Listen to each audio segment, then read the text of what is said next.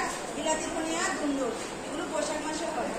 জ্যৈষ্ঠ মাসে এগুলো ধানের নার্সারি করা হয়, লতা জাতীয় সবজির মাচা দেওয়া হয়, রোগ দমনের ওষুধ দেওয়া হয়, গাছের গোড়া জৈব সার প্রয়োগ করা হয়। আষাঢ় মাসে সিমের বীজ রোপণ করা হয়। শ্রাবণ মাসে রবি ফসলের নার্সারি করা হয়, বাঁধাকপি, ফুলকপি, বেগুন, মরিচ, লাউ, টমেটো এগুলো রোপণ করা হয়। ভাদ্র মাসে রবি ফসলের রোপণ করা হয়। আশ্বিন মাসে কিছু হয়।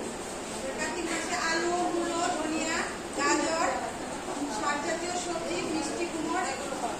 অগ্রহায়ণ মাসে মিষ্টি আলু, মরিচ, বিট, টমেটো এগুলো হয়। পৌষ মাঘ মাস এগুলো। ফাল্গুন মাসে ঢেঁড়স, ডাঁটা, লাউ শাক। আর চৈত্র মাসে গ্রীষ্মকালীন ফসলের চারা রোপণ করতে হলে যেমন থ্যাংক ইউ কেতন না থ্যাংক ইউ।